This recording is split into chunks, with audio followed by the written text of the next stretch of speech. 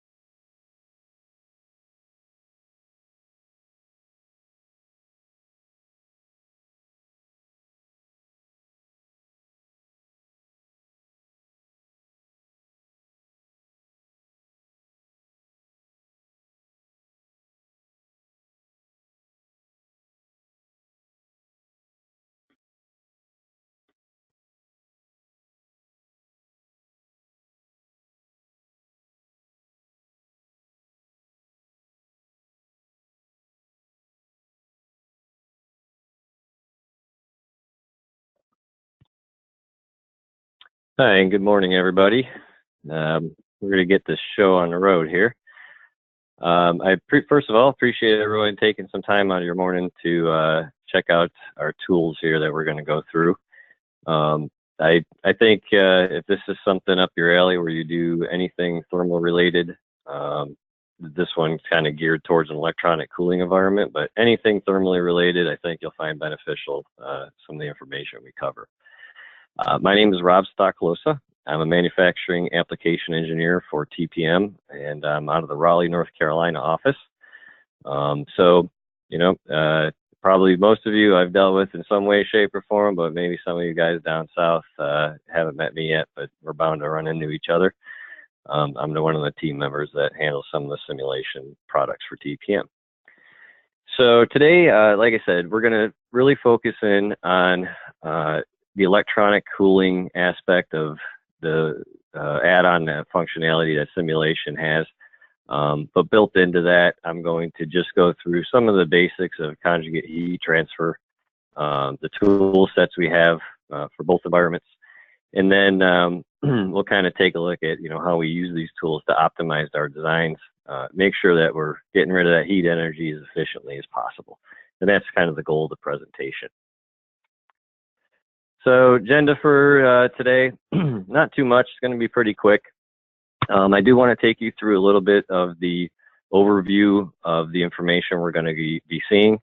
You may or may not be familiar with the flow simulation product. You may or may not be familiar with the fact that we have a cooling module that attaches to it. So I'll try to show as much of both environments for those of you that are kind of new to the whole thing.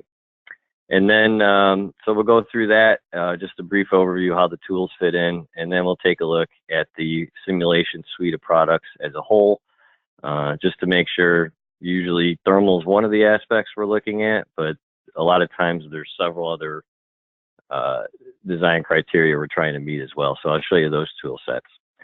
And wrap it up with a quick summary, and should get you off in time for a good hearty lunch. So you may have gone through these slides and you may have an idea of where all this stuff sits. But I like this slide because I feel this. I see it with my customers. I feel it when I'm doing projects of my own. The time to iterate when we are in the design phase of anything, especially when you get downstream and realize that you could have done something better, it's very perplexing. I know for all of us, we run into it. My clients have, you know, timelines, and you guys got to get stuff out the back door to your customers, and that's a lot of pressure. So what we typically see, you know, in your iteration process is we're kind of at the boardroom, we get an idea, we go out to the shop, test some of that, start to build prototypes, get 3D prints going, and then you realize at that stage, oh, I could have done this better, or you know, maybe this could have been a little more efficient. And at that point, as an engineer, we're all faced with this decision we have to make, right? And you see, we have the rolling the dice and we're weighing things out. That's kind of where we're at, right? Is we get to the end of this and we now have to make critical decisions and mitigated risk decisions on whether or not we go back to the drawing board, incorporate that change, or do we just continue on, right? Mark that down as a note and try to put that in our next revision of the product line. And we have to make that decision, you know, one way or the other. So, excuse me, for this particular demonstration, I think this attacks this cycle pretty heavily. I can be at the point where I'm rolling the dice and weighing the things out and very quickly get back to that drawing board state, make the change, have things update, and be back to where I was. So I've felt this myself in my own projects, and I'm seeing it with the client. So I just want you to be aware, if you're unfamiliar with the tool sets in general, this kind of scenario that we've been exposed to as engineers probably since day one, it's starting to get streamlined, and we're able to make some critical design changes at the end of our at the end of the process. The goal, of course, is to identify those design changes earlier on. And that's what I'm hoping you guys take away from this. So who does this impact? I like this slide because as an engineer myself, I get stuck in that mentality of what's critical to me and what makes my job, you know, quicker, easier, and more efficient. But the fact of the matter, and as I progress through my career, I realize there's more to life than engineering. Not much, but there is. And you can see here, you know, just an idea for you guys. Typically, the engineers, you know, we don't have the money. We have to go to somebody to kind of, you know, sell our idea and justify these tool sets. So I do want you to be aware, you know, TPM and our all of my colleagues, this is something we're very good at, and we do this every week. We help you sell that idea to your company. We help you show the efficiency gain, not just from an engineering perspective, but from a process perspective, from a budgetary, you know, perspective, things that matter to the people who have the money that we need. So I just want you guys to keep that in mind. Usually there's somewhere in this product line that addresses everyone's goals, and we just need to find out what each person's goal is and, you know, kind of tie the two together. How does this affect product effectiveness? And again, pull us in for that, guys. We can help you. I'm pretty sure you'll like the tool sets, but getting the money is another challenge. And I know that it is a challenge, so I just want you to be aware we're here to help. Okay, this next slide is just a quick overview of two of the modules that they're less discussed than SolidWorks Flow in general. SolidWorks Flow does a great job with the items towards the bottom, right? Integrating into 3D CAD, internal and external flows, compressible and incompressible fluids. Yes, we do all that stuff, and we do it pretty good. There are some limitations when you get into that, and I'd be free, you know, I'd be glad to talk to you about where our tool fits and where you might want to look at a different application. But for today, like I said, I'm gonna assume you've seen something to do with the fluid dynamic program that we offer, but really what I want you to be aware of are the two modules. There is an HVAC module. I won't be illustrating that today, but I want you to be aware of it. It did come out fairly recently, a couple of years ago, and I'm finding that it's addressing some of the structural requirements that we run into. So it's a different clientele that use the HVAC module. These are people who build buildings, who are building schools, hospitals, things of that nature. And there are requirements in order to provide those CFD results as far as in way of, how much heating you need and cooling. There are requirements, kind of like we have ANSI or ISO standards, they have standards as well. And for those of you that might run into that, I want you to be aware that our HVAC module is fully certified to be utilized in those types of situations where heat loss, condensation, things of that nature, those are our goals. So HVAC module, if you get into that, or if you have any more questions, I'd be glad to talk to you guys about that. Today we're going to look at the electronic cooling module, and the reason I chose this is more and more, and in the last 2 years, it's really seemed to have taken off where, my mechanical stuff doesn't work too good if you don't plug some kind of electrical something into it. And that's just been exponentially, increasing over the last couple of years. Electronics, PCBs, things have become so smart, cheap, and accessible. We're running into this quite a bit more. So I thought it would be a good time to show you guys, how we can handle that from a mechanical standpoint. The module, as you can see, it addresses specifics that the flow or the fluid dynamic package, the basic package, doesn't address. A few things is inputting, joule heating information. 2 resistor components when you have an integrated circuit of sorts. That heat transfer and that information is different and should be applied differently than we do in a regular CFD application. Also, when we're moving this heat energy from one place to another in our enclosures, heat pipes are a very common object or very common design that we use to help facilitate that energy transfer. So I'm going to take a look at that today as well. And it also comes with a pretty extended engineering database that I will show you that has some really good, predefined fans and thermoelectric coolers and things. It can be customized, but it is a pretty in-depth environment. Okay. So before we get into it, I just kind of want to give you a brief overview of what we're about to see here. So this particular enclosure, you can see it's kind of simplified as we recommend in simulation. We remove the extraneous data that's not required. And for this one, we simply have a representation of a PCB board, a green square, right? On top of that, we have the copper heat pipe, and attached to the end of the heat pipe is a heat sink. Blowing across the heat sink, of course, we have this fan, right? So it's a pretty standard setup for the way that we go about removing heat energy from our enclosures. So today we're just going to look at, how can we optimize the forced convection rate? How can we optimize how many fins are on that heat sink? What material the heat sink is made of? Is that the right heat pipe? If you're not familiar with heat pipes, I'll give you some information on that. They're pretty awesome little physics tool that we've concocted here, but they move heat energy very efficiently. So that's what we're going to look at today, is just optimizing this design, making sure that the heat is efficiently being removed from the system. And we'll look at several different design iterations to make sure to find the optimal one that we would essentially create the parts and send out the back door. Okay.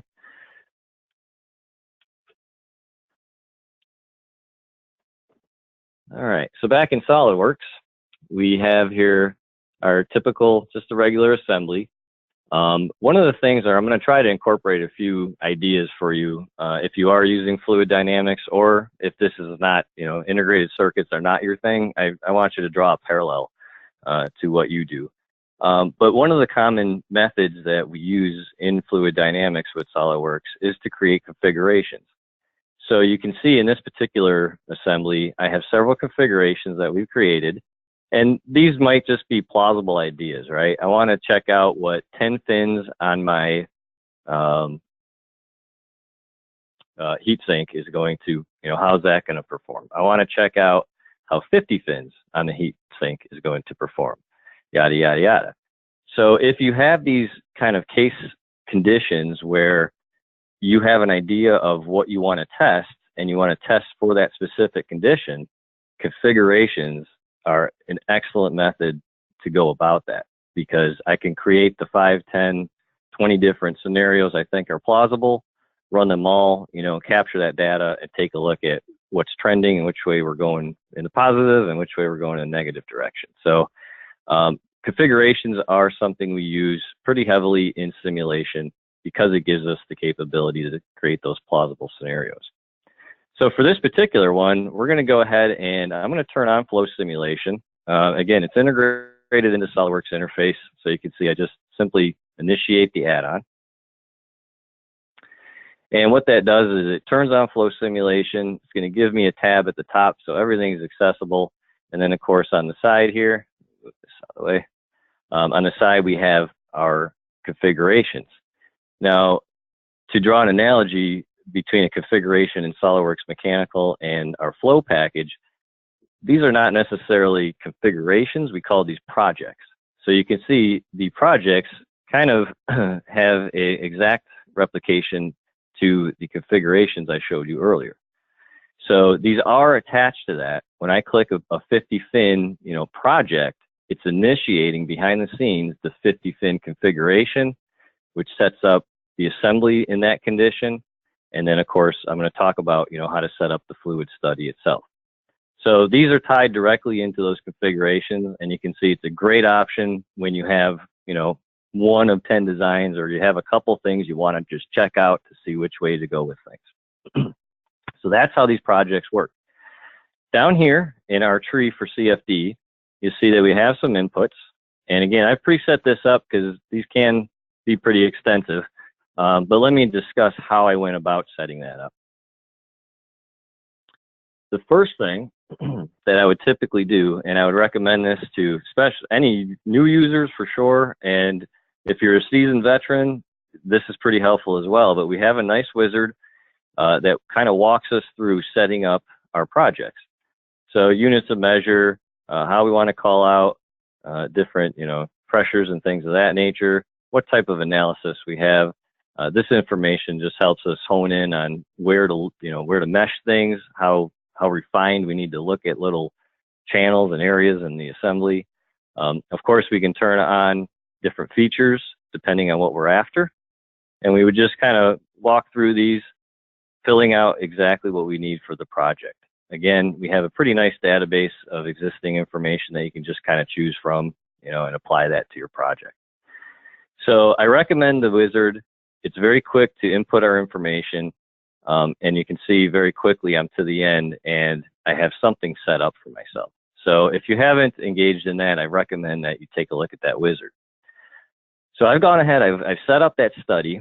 I've gone through, I've set up my computational domain, which is just going to tell the program where we want to look at the information. Where's the mesh? Where's the fluid solid interface going to take place?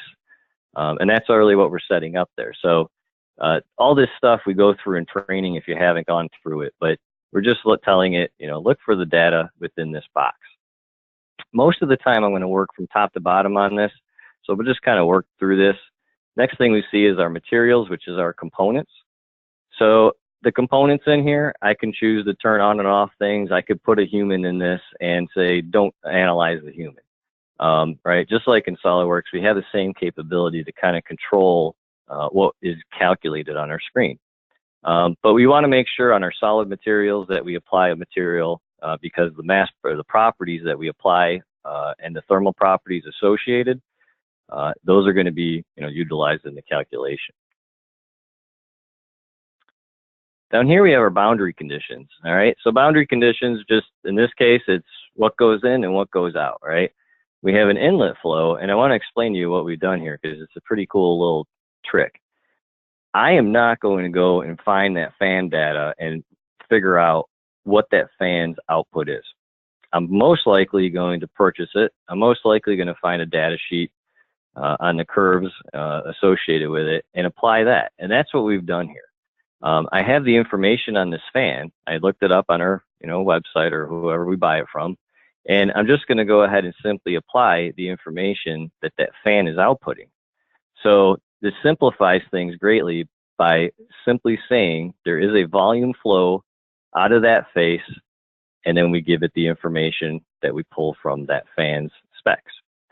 So as with all simulation, there's tricks to simplifying. This is one of them. If you design this fan, if that's what you guys make, we have tools for that as well, where we have rotating domains. We can help you with that. But today, that's not what we're after. So I'm going to go ahead, exit out of that. We now have our inlet volume, so we know what kind of air is coming across that heat sink. And then, of course, we have our environmental pressure, which is just static pressure through the cutouts that are achieved on the outside of the enclosure. So the setup's pretty straightforward. There's our in, there's our out. The rest of this is going to take place through conjugate heat transfer of some sort. In this case, conduction is going to be what we're going to look at. And then the convection and forced convection area, of course, is going to be where the heat sink and the fan interact. As we continue setting up this study, we want to go ahead and apply resistance values to our solids. So this just simply tells the program at what rate heat can transfer through these solids, right? So we can come in here and you'll see that we have a pretty intense library there under our thermal resistance. But I'm going to take you into that library. We're going to open up the database, and you can see here that what this really consists of is for the electronic cooling environment, it's very poignant information, right? These are things for electronic cooling that we typically run into. So that's one of the things you get with that add-on. As I get into these, and again, I can just kind of work my way into whatever I'm looking for. You can add or remove to this, but here's what happens to be a high flow 100 PSI fan, right? I could further kind of look into what that information associated with that spec is. And if I have any curves, I want to add curves to resistance, we can do that as well. I have done this with like braking systems where you have, you know, at different, through the different time of that braking, we have different resistance values. So there is some intelligence you can build in here where our resistance changes over time or changes, you know, given by a specific situation. So you can add that stuff in here. Just know, guys, this is a great environment. It's built, you know, really easy for us to access. It's as an engineer doing fluid dynamics, it's our library, right? This is what we create so that we don't have to keep going back and speccing this information out. So we've gone ahead and I've applied resistance, you can see here, from the PCB board into that integrated circuit chip, right? Now the integrated circuit, I'm going to take you, pop over here to the 2 resistor component because that's kind of special. This is not just 2 blocks, you know, with a resistance value applied. When we specify that we have an integrated circuit, there's 2 components that are typically associated with that. One is the case, which is on top, the right up here, and then one is the junction below it, where we interact with that PCB board itself. So between the heat moving from the PCB board through the junction into the case and into that heat pipe, we've got to get that right. And this 2 resistor component, this is one of the tools that allows us to do it.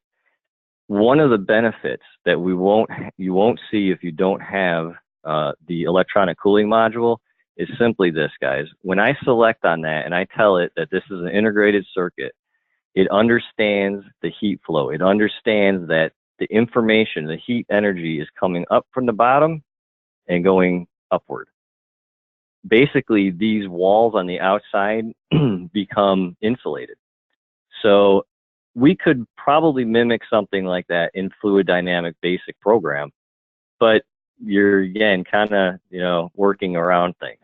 Whereas here we have this information is intelligently built into it. It understands on an integrated circuit how the heat flows, and that's important. Down here we have our heat pipe. So again, this is just a modeled, you know, 2D sweep really of a slot shape. But when we come into fluid dynamics and I apply the information of what happens on that sweep, it becomes pretty impressive. So this particular heat sink has a 0.5 kilowatt thermal resistance value. Again, this is something that we find when we purchase these items. But for this, we're just simply telling it the interfaces. Where does the heat pipe intersect the source of the heat? And where does it intersect the source of the dissipation? And that's what we've applied here. So very quick and very simple to add that information in. Okay, so how did we get to this thing? I want to show you very quickly a little bit of our vault information if you're not familiar with PDM, but I'm going to go ahead and log into PDM here, and we'll go to our flow. So this is the study or the assembly that we're working on. Just a side note, PDM is great for storing all things engineering. It doesn't have to be SolidWorks data. For here, for instance, I have some information regarding that heat pipe. Maybe calculations of how I went about it. You'll notice the preview's integrated, so whether or not I have SolidWorks or I am the guy working on it, doesn't matter. If you're in the company and you have a seat of the viewer, they could access information like this. Same thing with, the heat pipe call out. So this is where we purchased this from. And then another thing I would probably add in here, let's go ahead and find that other one. And here's that PAP span with the information. So again, these curves, we built that in, or this one was already built in, but I could very easily access this and build another fan into that library with the appropriate curves and just select it on an as-needed basis. All right, so we've confirmed everything looks good. I'm good to go on this. I like it. One of the things I would mention here is just some of our options that we have when you're creating these things. Let's go over to our calculation control. So we've gone ahead and set up that our goals for this particular study is the goals we have listed down below here. I'll talk to you about those.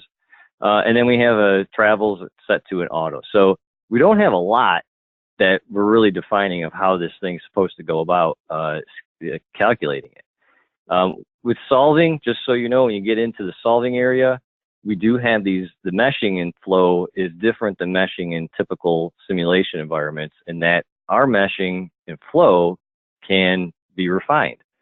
So as I go through the study, I might have a coarser mesh, in the first half a second of my time, and then after 0.5 seconds, you might see that the mesh starts to increase in its resolution, and it's really just looking at where the data is on the screen, on your project, and increasing the mesh in that particular area.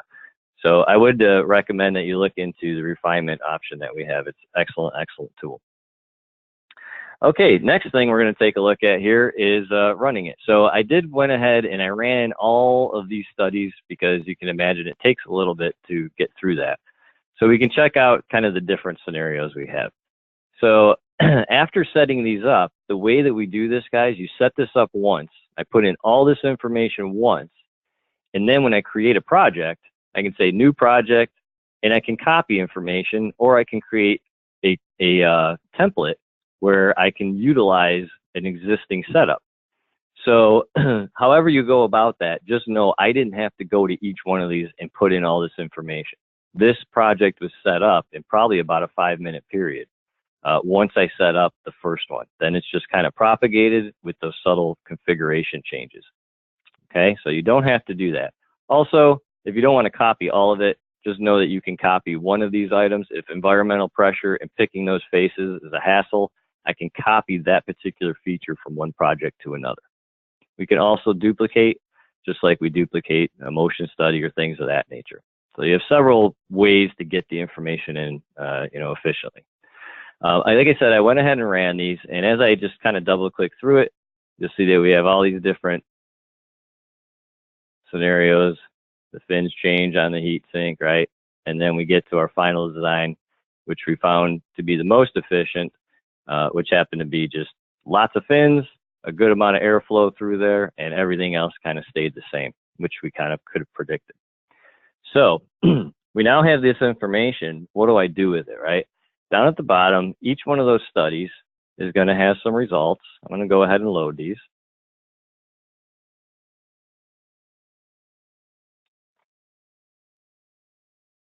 And let's take a look at the information. So now we want to know, like I said, how's this performing? I'm going to go ahead and show our first cut plot, which just kind of, you can see it's a planar through the middle of that IC chip. But that gives us a really good idea, again, of where the hot spots are and how the energy or how the heat energy is moving. So again, this is a great tool to use. All these cut plots, anything that I go in here and show, usually has some kind of an animation aspect that we can initiate. So again, we're dealing with a 3D environment. Sometimes it's tough to truly understand what's going on. I find animating my cut plots, it's exceptionally helpful because I start to see things I might not have otherwise knew were taking place. So anytime we're doing an animation, these can be exported out if you want to send it to a client or, you know, whatever you need to do, communicate internally. They're a great way to do that. I'm gonna go ahead and hide that. Let's show the surface plot of just that heat sink. So a lot of this stuff might just be, you know, confirming things are moving the way it should. The temperature at the bottom of the IC chip should be the hottest, and it is. And we can see how that just as it leaves or gets further away from that hot area, we end up seeing the dissipation. And of course, once we get into that heat sink, we see a lot of dissipation. So again, just kind of a litmus test that things are moving in the way that they should. The heat sink is kind of important. So we can see here, again, I'll check this out. We have some idea of what this heat sink should look like. Again, this could be just a litmus test, but I do a lot of litmus tests when I do simulation just to make sure things are going good. It gives me a good feeling. And you can see here, this makes sense. It's much cooler, right, where the air is hitting it, and it's a little bit warmer on the backside as we would expect. So again, I can kind of confirm that that inlet and the fan information I've applied is probably accurately modeled. And then our last one here that I have to show you for this is the flow trajectories. Again, just a nice visual aid.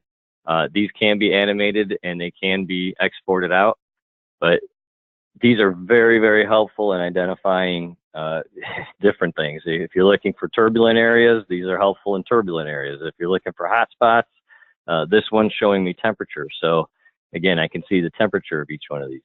Excellent tool to understand how that fluid is flowing in that space. And then down here, the volume parameters. All right, this is what's important to me.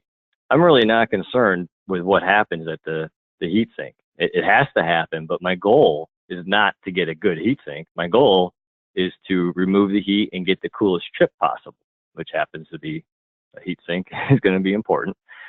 So for this particular one, we've got what's called a volume parameter, right? And we went ahead and attached it to what's critical to me. So temperature to that solid is critical, and I want to show you exactly what we can get out of that. So I get a rundown very quickly of the maximum temperature in that solid body, which is what I'm after. And that's kind of helpful because now I can start, you know, a lot of times I'll even kick this out to Excel and start graphing and charting things, again, just to present it or understand the trends. So a volume goal in this case is what I'm after, and this is how we would achieve that. Once I run all those studies with that exact volume goal in place, I have a really quick way that I can get back and understand what's the best option. So let's take a look at how we would do something like that. I'm going to right click and I'm going to say I want to compare across all those studies certain information. All right, so what I've done here, I've preset this up. Sometimes it can take a little bit. And when I say a little bit, I'm not talking hours. I'm talking like this particular one, I ran all these studies in about an hour, and then creating comparisons between them took about 3 or 4 minutes. But I'm just telling it what I want to compare. I want to compare that cut plot we saw. I want to compare the heat sink temperature, and I want to compare the volume temperature of that IC chip. What studies do I want to look at? All of them. Once I do that, you'll see that it can capture very quickly each one of those cut plots. That's for the just kind of the overall. Here's our heat sink, so we can see some differences there. And then the one we're really after is that volume parameter, right? So very quickly, once again, I can get an idea of what's efficient and what's not, or what trend, right? Which is getting better and which gets worse. There's a cool chart in here that makes things really easy to understand as well, and we can export that to Excel as needed.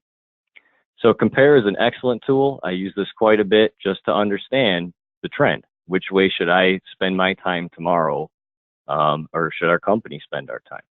All this stuff can be exported out, saved into Word documents, so you can include this, or fire that off to some people outside so you can have a design review, things of that nature. Okay, so we've now gone ahead. I've confirmed that the final design, as we would expect, this one looks the best.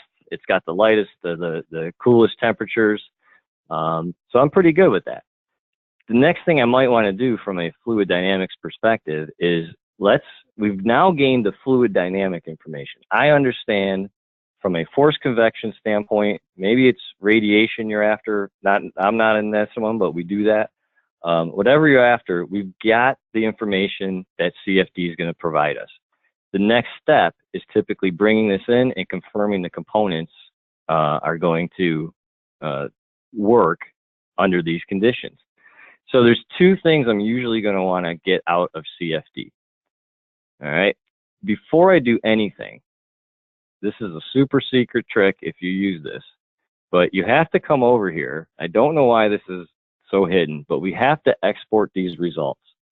Once I export these results, the information is available for me to do a static thermal test on it, or transient, or understand how heat flux and deformation is going to take place. That's what I'm after now. So I would export these results to simulation, and then we'll see what we get off that. So go ahead and browse over to, oops, that was actually on it. So the first one we're going to look at is the Heatsink. So I'm going to open this up. And this particular Heatsink, this is just the model of it. I'm going to turn on my simulation program or add-on, because now I'm outside of flow.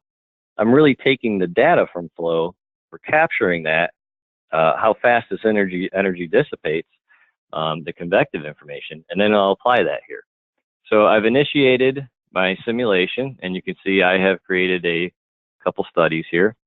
Now the way that I brought this information in, I simply, when I created this study, I went ahead and when setting up, whether it's static, transient, or whatnot, I did put in the transient because I was interested at this point. And a lot of times, by the way, I'm doing a transient study to kind of confirm what I saw in CFD. And that's another tool. It's another way we use these tools is, you can use them in conjunction to confirm your findings. Over here, I'm just going to say include the convection effects from that study we just did. So all I did is browse to that file I exported that I mentioned earlier. That pulls the data in, and that pulled in my convection and reference temperatures. So those were automated. Those thermal loads came in automatically. From that point, I went ahead and just ran the study.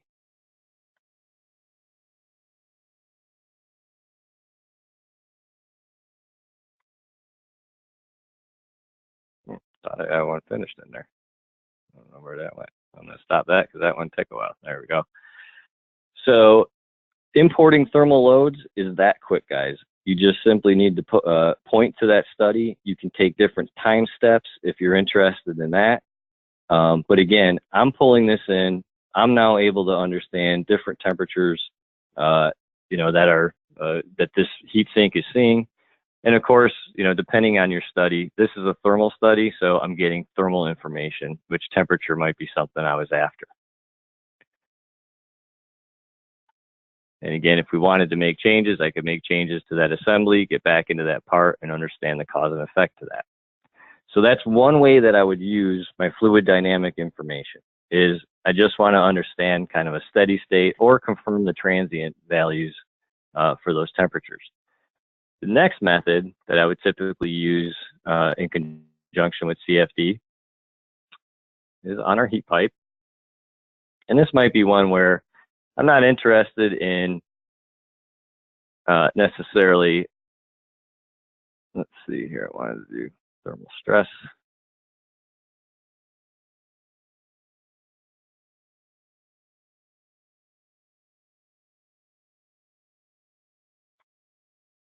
That's common.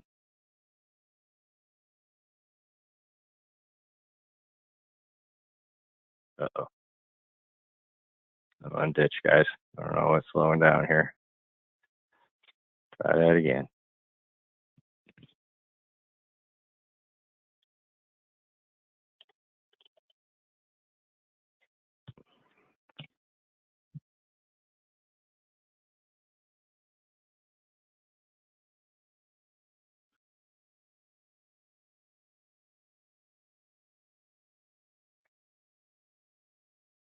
In fact, I might just do this one from scratch to show you how I got started on that.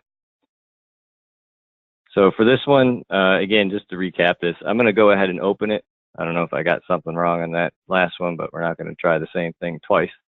So I come into my part or assembly. I'm going to turn on simulation, as I mentioned. I'm going to go ahead and do a new study. And again, depending on what you're after, we looked at the thermal aspects before. I could do a static analysis, which is what I'm after this particular case. And again, I'm going to bring in those loads. So these loads are different in that before, like I said, convection is important, and it is important here, but I was after temperature or static or steady state or transient temperature. This time we're after what stresses, deformation, things of that nature. So again, I would select on. You'll see there's a little thing that indicates that you're out of the configuration. So I've attached that now. I've applied my reference temperature at 0 strain. You have some other options. We're just going to bypass those today. And again, now we have the X, Y, and Z stresses, pressures. So it's a different study, right? It depends on what we're after. My point to this whole thing, guys, is I get a lot of clients that say, I need a thermal, some kind of simulation thermally. And usually we offer, what are you doing? Static? Is it a static thermal? What do you want out of this? Transient? And that's about the end of it. But the fact of the matter is, when we look at things and the way our systems are going, this CFD environment has become more important over the years. Because for one, when we get to a static or a transient thermal analysis, we have to know at what rate the heat energy is dissipated off all these objects. So maybe you do. But a lot of times we don't, or we're guessing, or we're going off a chart that was created 60 years ago. So I would challenge any of you who are not using fluid dynamics and have not gained your coefficients of how we, at what rate is the heat loss taking place on a copper pipe, or if whatever crazy material you're using, that's where we're missing it. So to me as an engineer, getting the fluid dynamics part of this incorporated with our thermal environment of static stress and temperatures and whatnot, that's the true solution, because then we understand everything that we need to understand about our systems. But without going into fluid dynamics, I'm afraid that we're making some assumptions. We're bringing, ideas and theories that were created 60 years ago. We're bringing those into 2018. I'm going to venture to say things could be better than we came up with 60 years ago. So that's my point to this, is I want you guys to be aware of where CFD fits. I want you to understand that what you do today, if you do static or transient thermal, we tie into that. And I also want you to think about, is the information I'm putting in my thermal studies correct? Because I never did a fluid dynamics calculation. And all I did is look at this garbage I got from 60 years ago. And so that's my point to this. To me, a thermal solution requires fluid dynamics. All right, guys. So I don't want to take up more time. I have tons of stuff I would love to show you on it, but you can give us a call and I can really hone in on what you're after. But I wanted you to be aware of the interface between how these two environments interact with one another, and understand that we have this really cool electrical module that addresses a lot of the needs I'm seeing. Our simulation suite, aside from all that good stuff, this is kind of a breakdown of our simulation suite. We have the Solidworks Simulation, which is some of the core simulation products I'll mention to you. Then we get into motion, where we have true kinematic studies. So if you're into calling out horsepowers, you want to understand jerk and acceleration on a product that you're moving, that's a great tool for that. Solidworks Plastics, of course, deals with injection molding and understanding pressures, temperatures, and how to get out of short shots and make your part right, how to cool it. We talked about flow today, and then there's another one that, you know, I don't see a lot of it, but Solidworks Sustainability, it's still here. It's still an excellent program, and if your company has any initiatives for being green, that's something to look at too. All these tools play together, guys. It's not a mistake. All right, this is called coupled simulation, and this stuff works together. And it's like I said, we understand that when you're doing sustainable design, you could be using flow, you could be using simulation or motion. That's all built together. So a quick run through on those little areas. Solidworks simulation, like I said, it encompasses a lot. You know, here we have buckling, fatigue, that kind of thing. So there's a lot that goes on in there. And it's probably some of our best-selling stuff. Most companies are using some aspect of simulation today. And if you're not, you know, again, take a look and we can help you kind of figure out where you fit.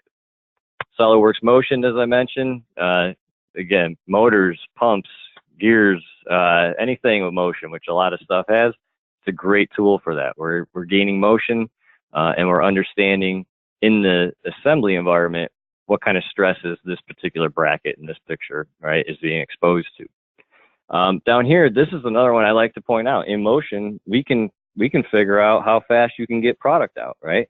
We can go through, everything's PLC driven these days, and these are just turnaround times, you know, the operation, the cycling of that machine. We can help you figure that stuff out, how to increase it, how much we can increase it before things start to break, before our motors, you know, our RMS of our motors is going to start burning out, so we're going to need new motors every 3 days. We help you figure that out and design that and pull that information out. And then, of course, flow, which we discussed. So fluid dynamics has the basic conjugate heat transfer, right? You can do that as well. But then today I showed you how to include the electronic cooling module to help aid you. And for those of you, like I said, who do structural work, the HVAC module is also available. Sustainability, keep it in mind. You know, if you got something going on, guys, it's something to look at. It definitely helps maybe close some more of your, you know, your closure rate on your quotes could go up. You're a green company, we're sustainable. It's a great marketing tool, and I do have companies that are using it, not as many as I would like, but I know, you know, we've got work to do, and we can only handle one thing at a time, but please do look into it. I think this will become more popular in the upcoming years. Few testimonials of some companies that we're working with. I've got plenty here in Raleigh. Like I said, Raleigh, Durham in particular is a lot of biomed. So the things I run into are very, very tiny, you know, PCBs encapsulated in a shell of something the size of a AAA battery. And it's got extensive heat. They're very challenging, very, very challenging situations we have here. But, you know, throughout our client base, the challenges are different. That's just what I run into up here. So in summary, guys, I hope you've seen that, you know, there is some benefit to this. The workflow, the interface, getting to that final solution quicker, that's all what we're after. Working smarter, not harder kind of thing. And then the capability of that slide I mentioned earlier where, you know, we get halfway down our process or to the end of the process and we realize that something could be better. As a good engineer, that's what we should be doing, right? Is always looking to improve it. And that sometimes doesn't bubble up until further on in the process. But with these tools, that shouldn't be a detriment. That should be part of how we think is, you know, right before you're getting ready to bolt something on, if it can be better, we should have a way to go back and make that better. So I hope you're seeing that.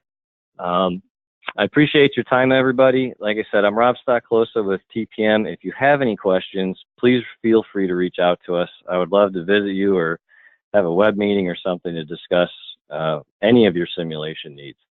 But I hope you found this helpful, and everybody have a great rest of the day. It's a beautiful day here in Raleigh, and I hope it is where you are.